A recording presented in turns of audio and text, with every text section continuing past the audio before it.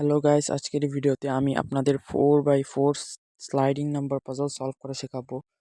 তো এটিকে সলভ করার জন্য সর্বপ্রথম আপনাদেরকে 1 এবং 2কে এদের জায়গায় বসিয়ে দিতে হবে।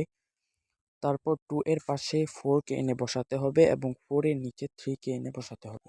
এরপর 4কে ডান দিকে সরিয়ে আপনাদের 3কে বসিয়ে দিতে হবে। একইভাবে আপনাদের 2 নাম্বার লাইনটাকেও একইভাবে কমপ্লিট করে নিতে হবে।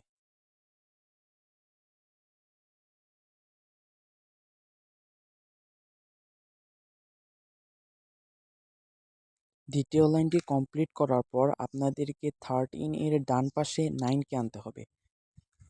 আপনারা দেখতে পাচ্ছেন আমি কিভাবে 13 এর ডান পাশে 9কে আনছি। আপনাদের ঠিক একইভাবে 13 এবং 9কে পাশাপাশি আনতে হবে। এরপর 13 এবং 9কে 5 এর নিচে বসিয়ে দিতে হবে কিছুটা এমনভাবে।